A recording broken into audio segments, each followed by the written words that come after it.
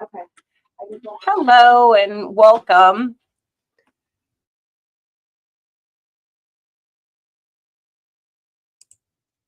All right. And Kurt, can you hear me?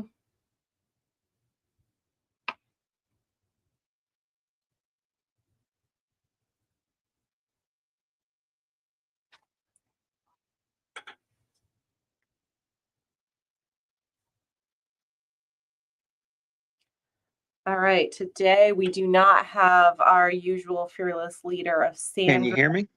Oh, there's Kurt. All right. Yes, I can't hear you. You cannot? Can you hear me? I cannot hear you. Oh, okay. No. Just a minute. Let me see if it's on my end. All right, try again. All right. Can you hear me now? Yes, yes, yes. Okay. Phew. All right. Let's start over. All right. Welcome, everyone, to our January Lunch and Learn. Our usual fearless leader, Sandra Buckles, is not here today. Unfortunately, she's not feeling well, so you are just left with Kurt and myself. But I am Joanna Mupenduki. I'm the Deputy Director here at Maryland Crime Victims Resource Center. I'm an attorney. I've been an attorney since, 2007. I've mostly been a prosecutor most of my career, also worked for some state governments. And and I was previously a victims rights attorney for Maryland Crime Victims Resource Center in Southern Maryland for 3 years before I became the deputy director. So, Kurt, can you just introduce yourself and tell a little bit about how you became involved with Maryland Crime Victims? Sure. Hi. I hope most of you know me already. I am Kurt Wolfgang. I'm the executive director, and I have been so for 7 years now. I was with Maryland Crime Victims Resource Center from the very beginning, before it ever existed. I was one of the co-founders, as a matter of fact, of the organization back in 1982, as we came up with a corporate entity then called the Stephanie Roper Foundation. Actually, a couple of corporate entities, Stephanie Roper Committee and Foundation. And I have played different roles over time within the organization. I was on the board of directors for about 25 years. 2 of those years I served as the executive as the chair of the board. And as I said, 7 years ago, became the executive director after closing my private practice. I am, of course, an attorney as well, and a former Maryland prosecutor, and I was the director of intergovernmental affairs for the National District Attorneys Association, which is sort of the fraternal order of state level prosecutors around the country.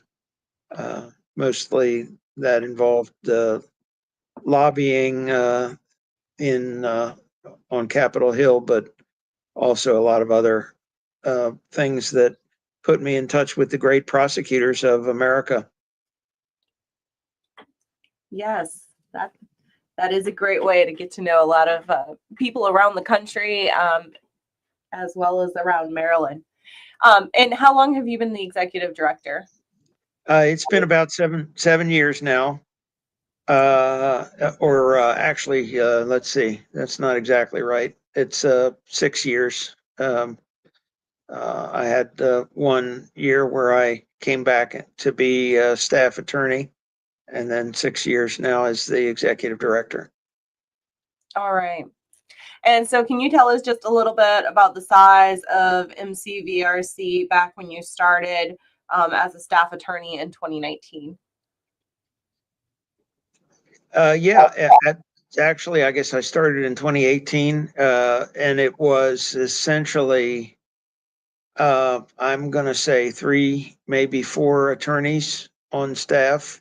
1, 2, 3, 4, including the executive director, would be 5 attorneys, and probably 4 advocates and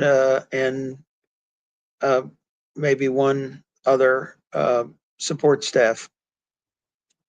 So we have fortunately been able to grow tremendously, but 2024 was the huge giant leap forward for us. Those who I sort of have to step back, and if anybody knows Chinese history, it's not that kind of giant leap forward. That was they call something in Chinese history that was terrible, the giant great leap forward. But we made a great leap forward that was a real great leap forward in 2024. I just ran the statistics on it, and it's like we were able to convince the state government that we are the ones who are getting the job done for crime victims around Maryland. And as a result of that, they increased by 35% our budget in 2024. And at the end of 2023, we had 11 attorneys, 5 advocates, and 2 support staff. And we are now at 19 attorneys, 9 advocates, and 4 support staff. So we have dramatically increased our size and our mission during that period of time. But we also have been able to do other things with the additional funding. We have gone back earlier in our history. We provided some counseling services to crime victims, survivors, social service counseling, and due to budget cuts over the years and some other problems, that we had to cut out those services. Well, we have restored them in a way that we have never had before. Now we have free mental health services for crime victims, and there are a few limitations on the program, but not many. And anyone who needs those services should contact us to get into the program. That, along with the expansion that we did in 2024, we set up this new category of services in 2024 with the additional funds that we were given by the trust that was bestowed in us by the state of Maryland and their oversight organization for us that's called the Governor's Office of Crime Prevention and Policy.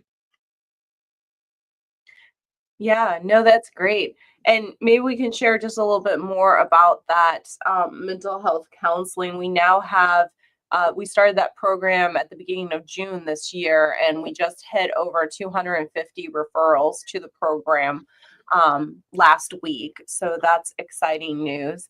And we are able to cover 6 sessions for everyone who enters. And then once we get insurance on board, we can continue to cover people's deductibles as they engage with their counselors if they need additional, sessions beyond those first 6.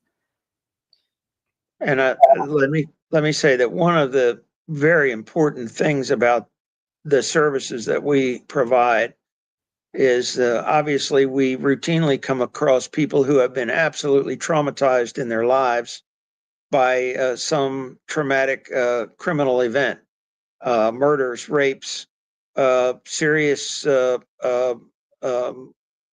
assaults of any kind, child molestation, all of those things that can absolutely traumatize an entire family.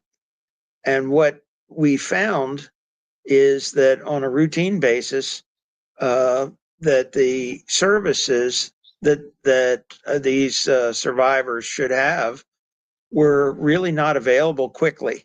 They were available, but maybe a 6-week delay to get into treatment. Well, if you've had 1 or 2 or 3 of your close family members murdered, you really shouldn't wait to receive services. So we were able to build into our agreement with our service provider that services will be rendered to our survivors that we pass along through the program within a 4-day period. And I think it is probably groundbreaking and game changing for our victim survivors to be able to receive services that quickly. Yes, yes. No, it's very exciting. Yeah, and especially because their services are available also online. They have online counselors available as well as in person. So some of the in-person locations take longer to get into if they need a specific time at a certain place. Only on certain days, those can be more difficult to find, but usually they can get them in right away if they can do like a telehealth type of situation. So that's pretty great. Yeah, no, lots of great things going on there. So can you talk, so I think you talked about how our budget increased this past year as well. Well, in the Maryland budget has now changed. It's now the fiscal year is now the beginning of July to the end of June. And so can you talk a little bit about how much our budget has been able to be increased? Sure. It's my recollection is it's like $1.7 million increase. The total increase was 35% of the budget more than what we had in the prior financial fiscal year. So it's a dramatic increase. In April of 2024, we had a meeting with the leadership of the Governor's Office of Crime Prevention and Policy, in which we appealed to them. The primary purpose of the appeal was that we were afraid we were going to lose money and have to lay off some of the wonderful staff that we have. So we went down there to ensure that that would not happen. We have always been quiet when it came to our demands or requirements to GOCPP for funding, and others are not so quiet. And we got very concerned because of some of the rumors that we were hearing that that there might be cuts to our organization where there wouldn't be cuts to other organizations. So we went down there and made a face-to-face presentation where we sort of laid out for them, reminded them of the effectiveness of our organization over and above the average of the organizations that do get their funding, and specifically about the effectiveness of our core function, which is providing direct legal services to crime victims, where we actually have attorneys representing them who enter their appearance in the criminal case itself. And the rarity of that and the fact that other organizations are not doing that in any sort of tangible fashion. So these were things, in my view, that the people who run that organization, GOCPP, were aware of, but they needed a reminder. And when they got that reminder, they came through with flying colors with this 35% increase in our budget that has allowed us to do tremendous things to hire a great deal more wonderful attorneys to represent people throughout Maryland. And obviously, even in our increased status, we still represent a small fraction of the crime victims in Maryland, but it gives us an opportunity. We've always had the position that regardless of staffing shortages or any other shortage, that we would not turn away anyone. And so we've had a lot of attorneys who were overworked in their process of trying to make representation of everyone who came in contact with us who needed our help. We never turned anyone away, to my knowledge, who truly needed our help and sought it out properly. So this greatly increases um, our ability, increases our capacity to represent crime victims. Even though it's still a small percentage of all the crime victims in Maryland, we feel much better our ability to be there when someone needs us, and it is so important to do when people are in some of the worst situations that life deals out. We're there to help. That's great. Thank you, Kurt. One other thing that I wanted to ask you about is, can you talk a little bit about our Baltimore office and the changes that we've made up there this year? Yes, that's very exciting as well. We had, the polite way to say it is, we had a quaint little office in Baltimore. It was not in the nicest of buildings and not in the nicest of neighborhoods. And we went from that to having a suite in a skyscraper in downtown Baltimore City on the 7th floor, a beautifully appointed, a wonderful building that is something to be very proud of. And in fact, on our opening, we had the governor come and visit us for our grand opening at the Baltimore City office. Obviously, we maintain our prime office in Upper Marlboro, or just north of Upper Marlboro, Maryland, in between Bowie and Upper Marlboro. We have an Upper Marlboro address, but we are ever so proud of the office now that we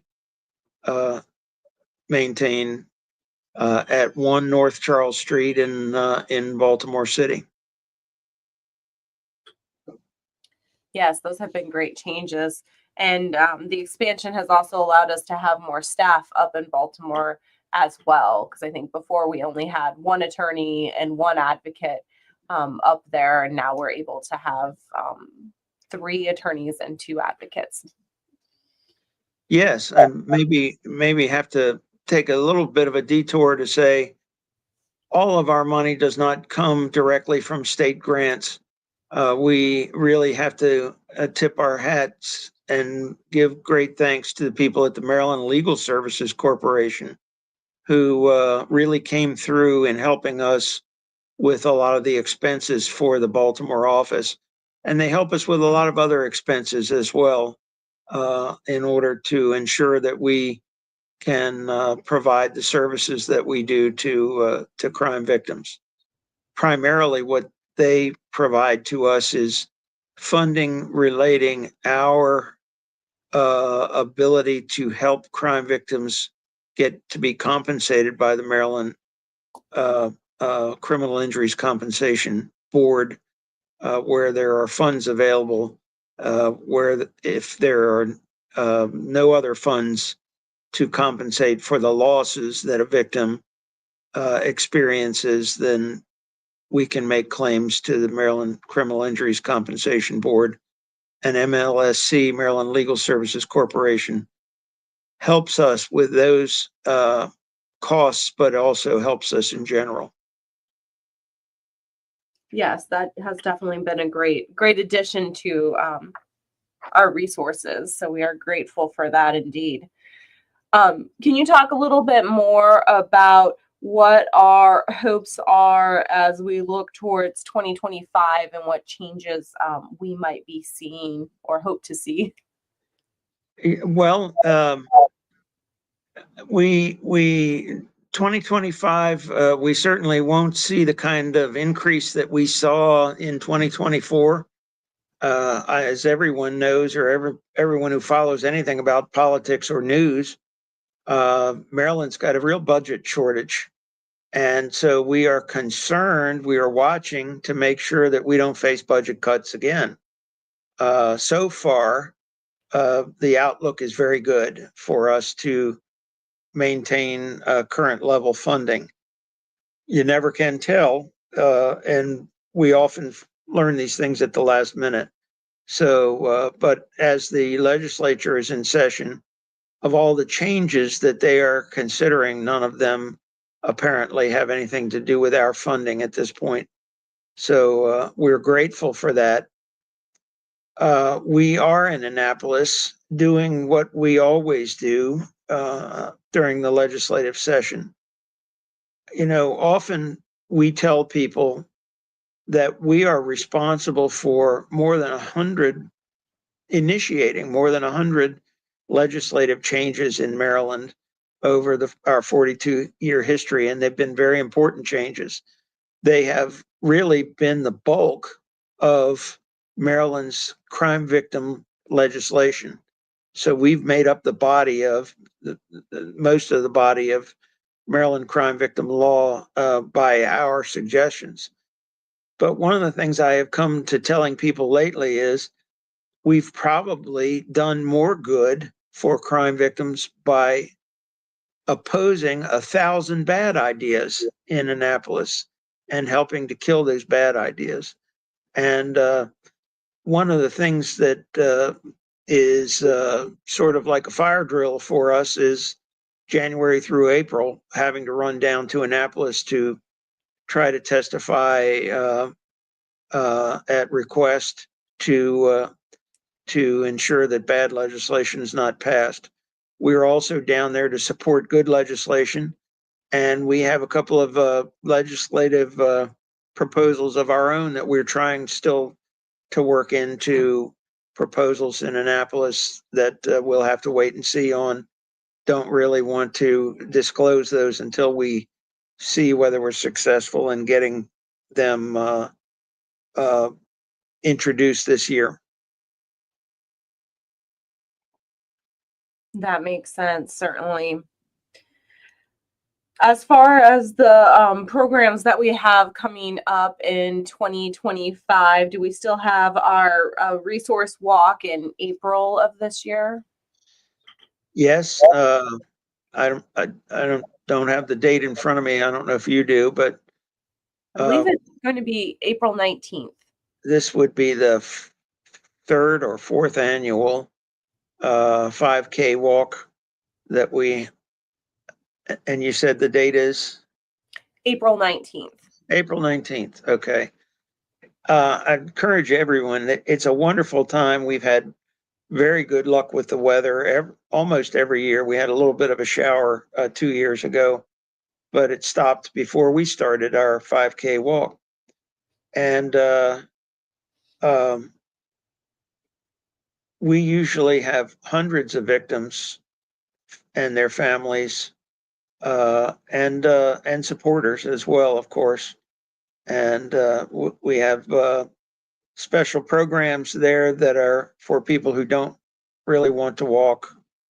But it's an outstanding event where we get to see the community and feel the support of the victims and survivors. There are people from other organizations that provide various services to victims, survivors who are there doing tabling, talking to victims about what they can help with. So it's a wonderful event. We love to engage in it because, as you can expect, I mean, we have some contact through the services that we provide, but it's really nice to have our staff and our constituents, if you will, our clients come and be able to socialize together, join hands together, and as opposed to just working in a working environment. I agree with that. It's good to get outside of the office and get outside and help people. All right. Oh, and I'm seeing a couple of comments from Facebook. Marilyn Moses is saying hello. Hello, Maryland. Jennifer Abel, our director of finance, is chiming in, and she's saying, yes, it is on April 19th. It's going to be at Watkins Regional Park, which is our previous location where we've had it before. And I was also going to say, I believe we're trying to get a shorter walk option in for the people who don't want to do a full 5K. So I think that's going to be something to look forward to for people. So you don't have to do a full 3.1 miles if that is not something that you are able to do. So something to consider. As far as our other options, I did want to talk about really quick. We continue to have our we've different therapeutics programs, and I know our next lunch and learn it's going to be about yoga and healing through the practice of yoga. So we'll not be having Kurt lead that session. Don't worry, this will be an actual trained yoga instructor, and it should be a really great program. So we're excited about that. So do tune in February for that.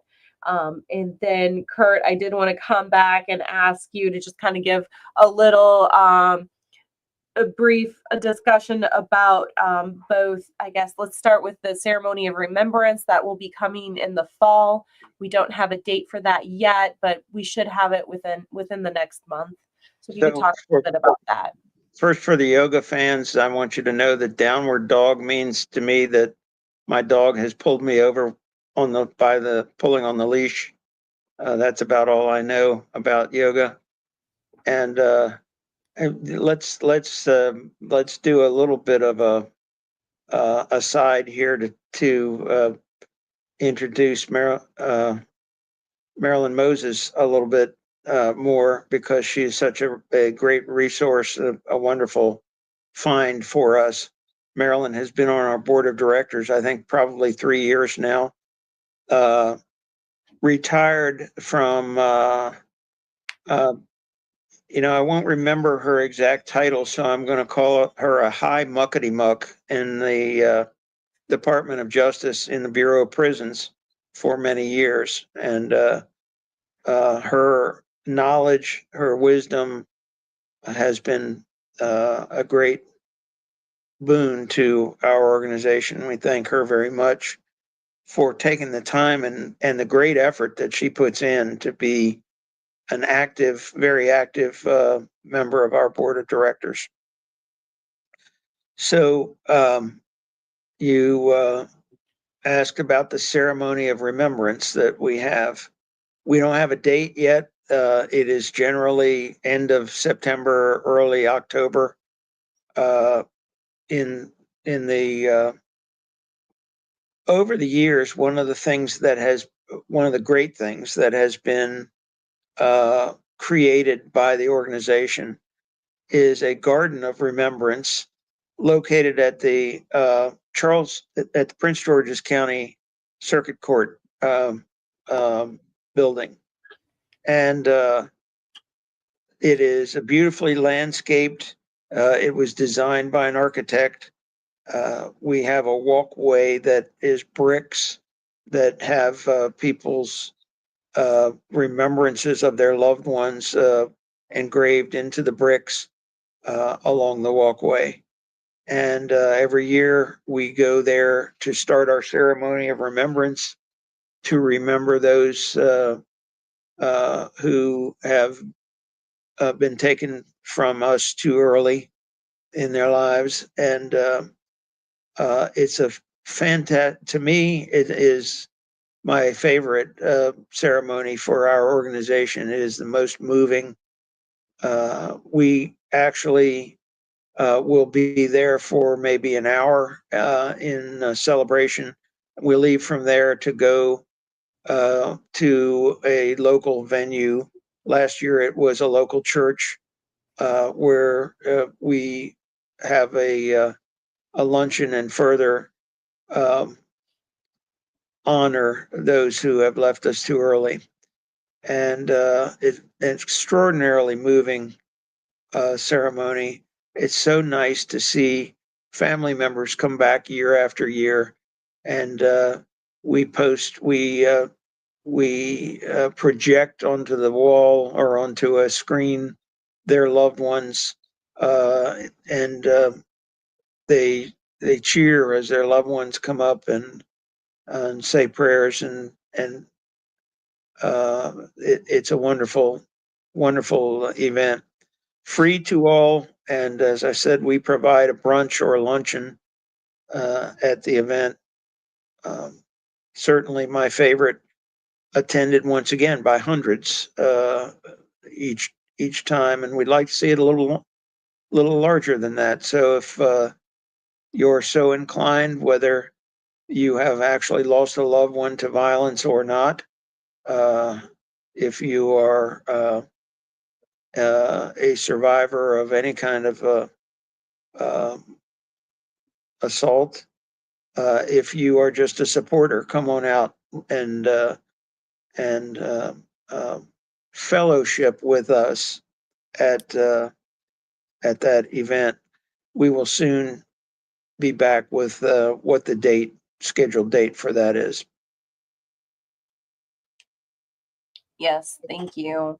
And let's also briefly introduce and talk about our annual gala, which will also be coming up in the fall and is typically held in early October. And I'm not sure if we have set that date in stone yet, but it's usually early October. So this coming will be our fourth annual fundraiser gala. It is the event where we raise the the primary amount of the outside funding that we get. One of the things that people don't know and don't we try not to bore them with really is that despite the fact that most of our funding comes from federal grants, from government grants of one kind or another, grants will not pay for everything. They have strict prohibitions about paying for some of the operating expenses of any organization, including ours. And that means we desperately rely on the donations that are made to this organization. And it is one of our weak points, generally speaking. We, as we get larger, as they give us more grant money, as like they did in dramatic fashion last year, those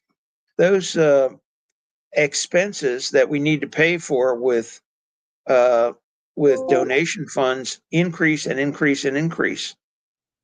And so it is critical to us for our financial health that we uh, rely on the donations that are made, and also the biggest event that we have uh, for increasing the amount of uh, donation funds that come to the organization. That's our annual gala.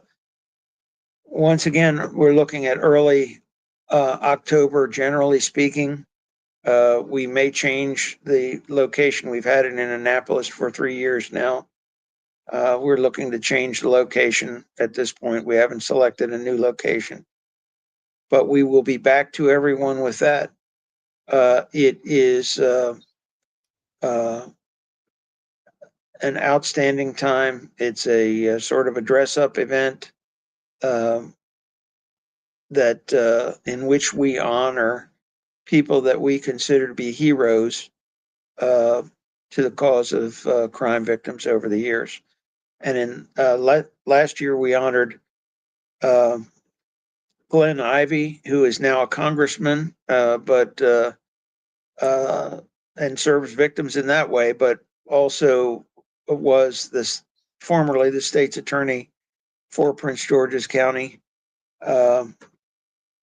We honored one of our internal heroes, a guy on our board of directors, Jerry Evans, who is a big time lobbyist in Annapolis and lobbies on behalf of this organization for many years for free. We get tremendous services from Jerry and his lobbying organization. So in the past, we have honored the governor. We have honored